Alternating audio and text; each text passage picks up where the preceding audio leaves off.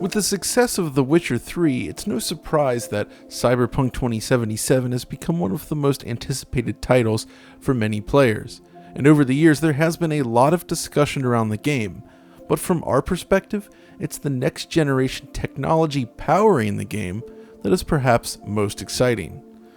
Developer CD Projekt RED has long focused on delivering cutting-edge visual experiences across multiple platforms, but in moving away from the rolling hills of The Witcher onto the streets of Night City, we have something far beyond the scope of anything in the studio's past.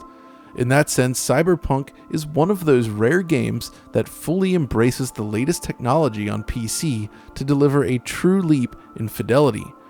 Night City is a dense, multi-tiered, vertical city built using the latest in graphics technology alongside smart, beautiful visual design. Today then, I'd like to take you on a tour of the key elements which define Cyberpunk's visual design. From its world rendering, advanced lighting features, ray tracing, and beyond, there is a lot to discuss. At the time of this video, we have yet to play the game on consoles, but that coverage will arrive in due time, along with more detailed PC coverage from Alex. But for now, let's get started.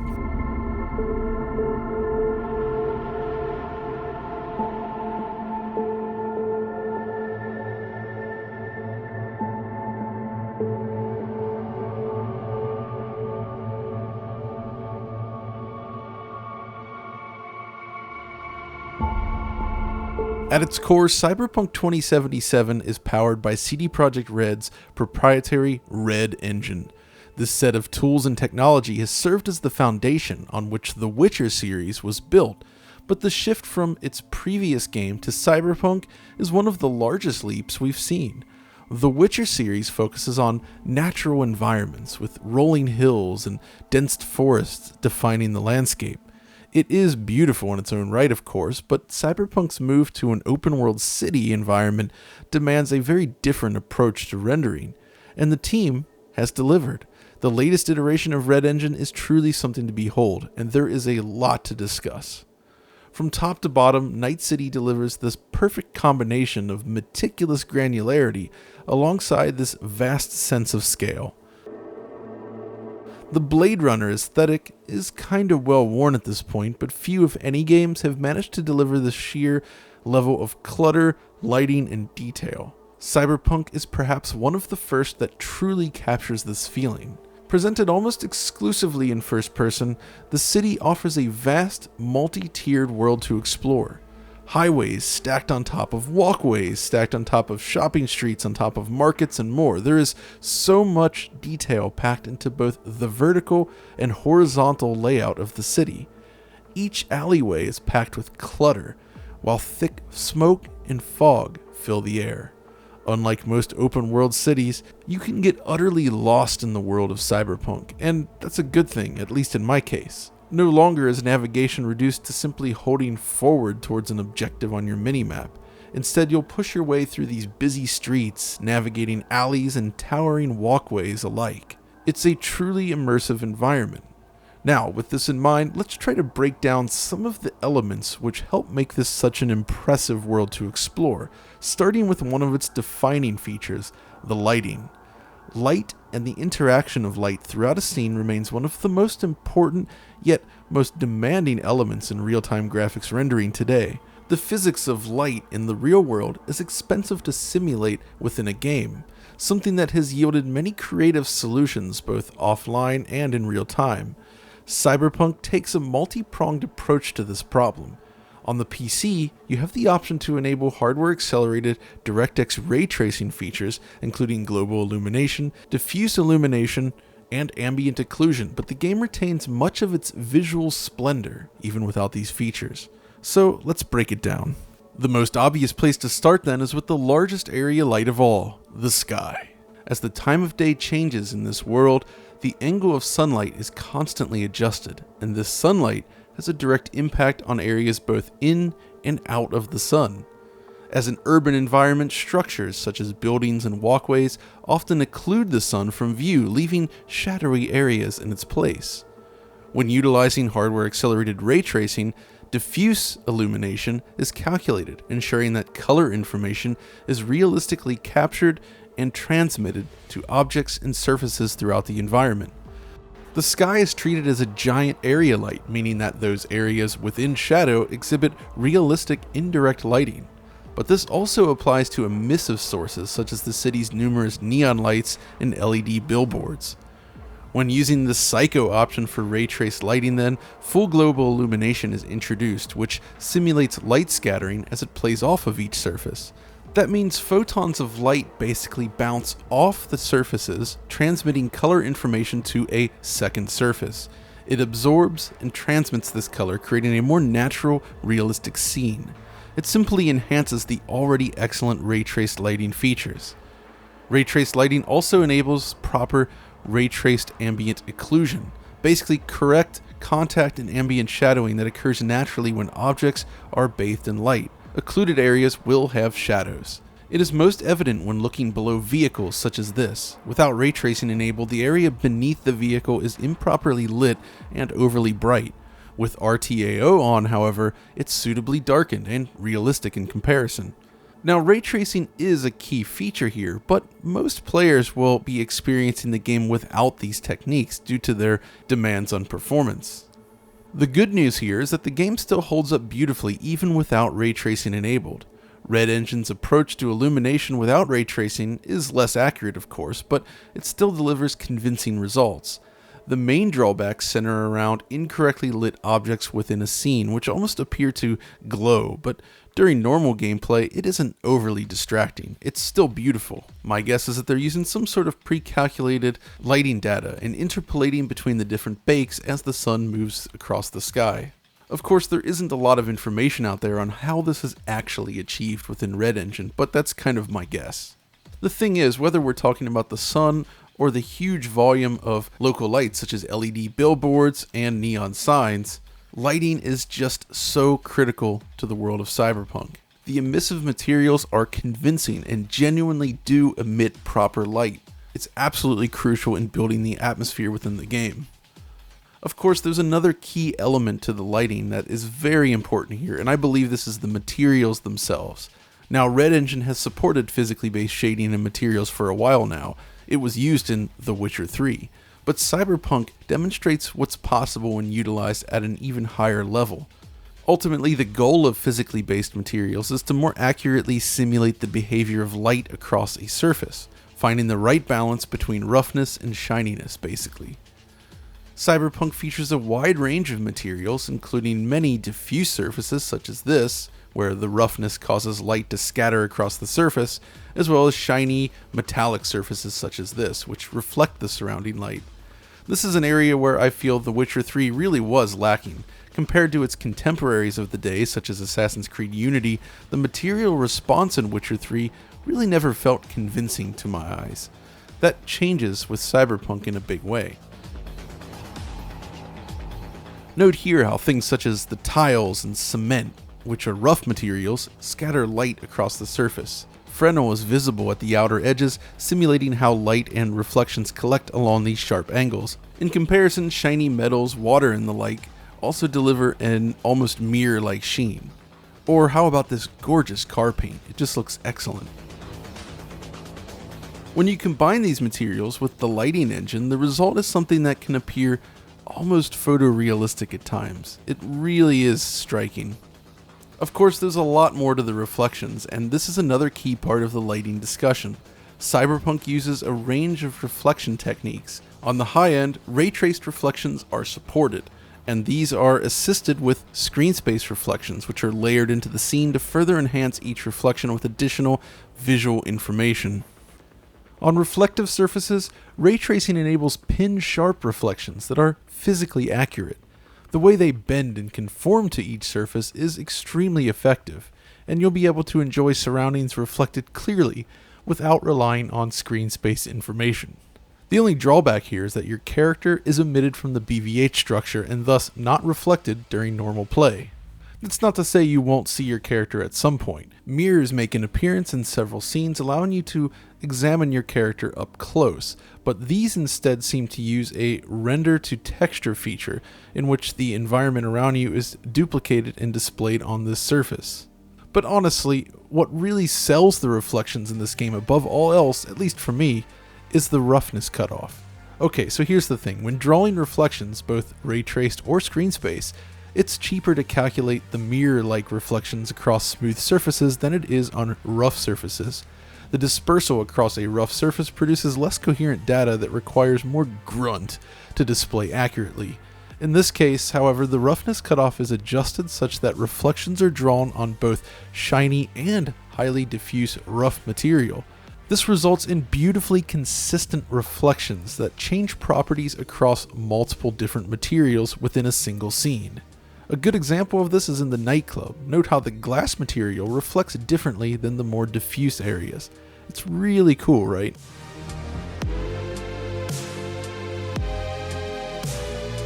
You'll get the same effect when just using screen space reflections. This isn't an RT specific feature, but the ray traced reflections definitely provide greater accuracy and more realism. Really, the combination of ray traced reflections and lighting allows even challenging scenes to display in a highly accurate manner. This area beneath the pier, for instance, with its intersecting pillars and indirect lighting, truly benefits and showcases what you can do with these techniques. But there's another key element here that we have to discuss, and that is volumetric lighting in fog. Okay, so the Blade Runner aesthetic that I mentioned earlier. Beyond the obvious, what really defines this look more than anything else is the way that light scatters within the atmosphere. Each light not only illuminates the scene around it, the lights themselves also illuminate the atmosphere, and this is something that Cyberpunk also delivers. All around you, fog and smoke billow out across Night City, and surrounding lights illuminate all of it before your eyes. When played in HDR, the effect is unbelievably striking. Even at a distance, light pollution fills the night sky in a dramatic and realistic fashion. More than anything else, I feel that this is the crowning visual achievement of the game, and it's the thing that really brings everything together. Most pre-release footage was focused on daytime sequences, and those absolutely benefit from this and look great, but at night, this volumetric fog really contributes to creating this super thick and appealing atmosphere. But beyond the volumetric lighting, actual particles are also illuminated by dynamic lights and are visible within reflections, further tying everything together. Which is important because at this point, I hope you have an idea of how these elements all work in tandem to create something so realistic and striking. The lighting pass combined with realistic materials and volumetrics yields one of the most natural, beautiful environments we've seen in a modern video game. And yeah, we've covered a lot so far, but there's more, so hang on. As alluded to earlier, what really sells this world, beyond the way it's lit, is the sheer volume of detail and life on display. Structures are richly detailed, lot management is handled relatively seamlessly most of the time, and the streets themselves are packed with pedestrians.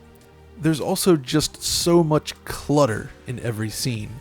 The best way I can describe it is that it has the level of detail you might expect from a hub area in, say, Deus Ex, only at a much larger scale. It feels so perfectly crafted that even as someone that isn't really into open world games these days, I found myself just exploring the world on foot, taking in the sights and sounds. It's extremely engaging. But it's not just limited to the city. You see, Night City itself is broken up into these unique districts, which are in turn surrounded by this vast wasteland. Exploring this area is, surprisingly, nearly as immersive. It feels vast in a different way, and due to the way the fast travel system works, where, like in The Witcher 3, you must find specific travel points to use it, the game actually captures the feeling of being stranded out in the desert. Drive too far in one direction, and you risk having to walk all the way back if you destroy your car. What's interesting here, though, is when you are at a distance and looking back on the city or even out across the desert, you will also note lots of traffic and activity in the distance. As is often the case in such games, Cyberpunk uses imposters to represent distant automobiles. Basically 2D sprites with lights affixed to them to give the impression of cars driving around in the distance. These are not actual 3D models that you can see from this perspective. but it does contribute to the atmosphere of a bustling city all around you. Of course, in all areas, shadows play a significant role in defining the look of the game. Cyberpunk offers a range of shadow options, including cascaded shadow maps, ray-traced shadows, and screen space shadows.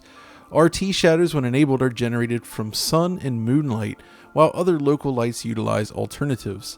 This allows shadows to exhibit variable sharpness based on the distance of the caster from the player position, allowing a nice mix of soft and more defined shadows. Contact hardening is also included and even applicable when not using ray-traced shadows. Dynamic lights, such as car headlights, can also cast shadows at night.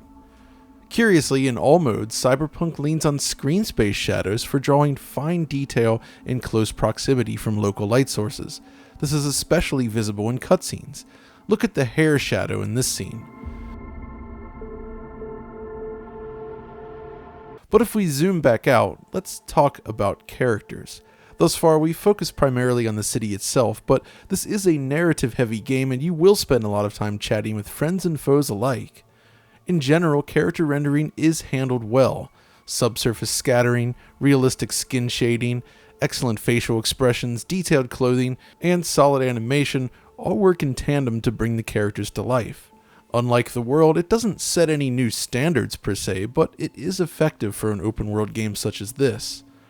Unlike The Witcher 3, and this was controversial for a while, Cyberpunk remains entirely first-person during most gameplay sequences. You never really see your character and instead rely on camera movement and hand gestures to get your point across. But that's also really interesting in this case, as the development team has implemented full body awareness. You can see your feet, torso, and arms throughout play, and this enables some very fluid first-person animation. Cutscenes and gameplay, of course, benefit greatly from this. But why is it such a big deal?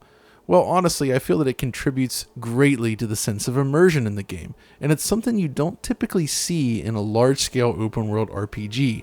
Games such as Fallout 4 are a good example of what you get when you don't offer this. When you engage in combat, of course, pulling up your weapon and using the dynamic cover system feels pretty good, closer to a proper shooter than a typical RPG, in fact, and it's the animation work that really helps sell it. Same goes for driving. When you climb behind the wheel of a car, the first-person viewpoint is remarkably immersive, but in this case, if you prefer, it is possible to switch to third person specifically for driving, and that also works well with excellent camera placement and nice car physics. There are some specific first-person cutscenes that also deserve a specific highlight. Like this one. Early in the game, you're presented with a montage that rapidly jumps between different scenes, showing you and Jackie up to no good in Night City. But what makes it so impressive is the way that it jump cuts between different scenes. But not just that, it carries the momentum from one scene to the next in the most seamless fashion. It's unbelievably smooth. Now, I'm not entirely sure how this works, perhaps it's all just pre-calculated, but the way it moves so quickly between these different areas initially had me thinking it was just a video, but no, it's real time and your customized character shows up in all the scenes. Honestly, at this point though, it still feels like I'm just scratching the surface of what's in the game visually, but there are some other details I want to mention. For instance, the architecture. The detail level is high, yes, but it's the design of the buildings specifically that make for such an atmospheric world. The bizarre shapes and obelisks that litter the skyline are tremendous to behold. Some of them you can enter and explore. But even then, there's just this real sense of style throughout the world that is very compelling. It's one of the reasons I spent so much time on foot just exploring. When exploring Pacifica, a ruined part of Night City, my love of urban exploration was ignited. It somehow really conveys that feeling of being alone in a place that was once alive with activity. Just the way everything's stacked and pieced together is really compelling and unusual for a game like this. It's this design specifically that led me to the conclusion that it feels more like a giant Deus Ex hub than a typical open-world city. Equally, I think it's worth highlighting the quality of the game's interiors. You'll visit many different places throughout the game and see a lot of interior spaces. Some of it is very futuristic with lots of reflective materials adorning the walls and unique designs and angles in every room. Others feel more run down, like a ghost of a past civilization, while others still are more for the partygoer and the underbelly of the city. When entering any of these locations, the transition from the open world to these locations is completely seamless. It really makes moving in and out of different environments and in and out of missions all the more immersive. Which kind of brings us to some of the design elements, which I want to briefly discuss. There are limitations and flaws, of course, but ultimately, this really is kind of a Deus Ex style game with vehicles and a large city to explore. Infiltrating and taking out foes is remarkably fun, and there's a lot of freedom to decide how you tackle each mission. You can, of course, rely on stealth, both ranged and up close. There's typical combat, there's hacking, dialogue choices, and other options available as well. Scoping out the perimeter and finding a way inside the buildings is really an interesting gameplay mechanic that I still enjoy today, and it worked well here. While the missions themselves are fairly open-ended, by and large, there are also occasional scripted sequences scattered in for good measure. Plus, there's just an attention to detail that you don't often see in these types of games. It's not just about the mission. The journey to the mission and back from the mission can become just as important as actually accomplishing your goal. One example of this, there was a point in the story where you had to go rescue someone from this facility out in the desert. As you approach the facility, a huge sandstorm looms on the horizon. Once you reach the objective then, you can engage in the more free-form mission design, and it works really well. But once you achieve your objective, you end up kind of shooting your way out, and this is what triggers one of these scripted scenes. After surviving that though, you actually find a place to hunker down, and they use this moment to sort of wrap up the mission. It offers character building moments and dialogue options. You're trapped in this abandoned house while waiting out the sandstorm. You then wake up the next day, the characters are still there, and you kind of continue on your way from there. The way the game sort of weaves in and out of these sequences and the way it sort of builds its characters is really quite an impressive achievement, I think. And it's something, again, you don't typically see in these open world city games outside of games from Rockstar. Of course, through it all, there is at least an elephant in the room that I can't fully ignore, and that's the bugs. Now, in my case, I feel that I was perhaps somewhat lucky. I didn't encounter any game-breaking bugs. Most of the issues were minor and typically involve broken animations, or stuff like this, where the car kind of goes crazy while leaving tire tracks in the air. Stuff like this does happen, absolutely. Sometimes you'll find items floating in the air, other times sequences won't play out quite right. Now, I don't typically focus on this sort of thing in videos such as this, but I did want to mention it, and it is something to consider. But based on the track record that CD Projekt RED has, I'd say that we can expect some pretty significant fixes over time. After all, The Witcher 3 was not in great shape when it launched, especially on consoles. But really, as noted before, this is just the surface, and I hope this video has highlighted some of the more impressive features on display. There is a lot more to discuss with this game over the coming days, however. Alex will have his PC optimized settings and a more detailed look at the game's ray tracing. I'll be diving into consoles versus the PC, and Tom will be tackling the rest. If you're wondering about my performance for this video, well, I had an excellent experience on my system, as you would expect from the specifications. I opted to cap this video at 30 frames per second simply to run with a higher resolution without frame rate inconsistencies, but in reality I've been playing with DLSS performance enabled with maximum settings while maintaining 50 to 90 frames per second on a G-Sync compatible OLED using HDR. Loading is fast, the frame rate is high, controls responsive, and it looks remarkable. There are those occasional bugs I mentioned, but honestly, it feels like a true next-generation PC game, despite being in development for a long time. So it'll be interesting to see how the console versions stack up. That's it for now, though. Hopefully you enjoyed this visual tour of Cyberpunk 2077. If you did, be sure to like and subscribe, and find us over on Twitter. If you want to see this video in the highest quality, though, be sure to check out our Patreon, where you can download a direct MP4 of the presentation. That's it for now, though. Thanks for watching.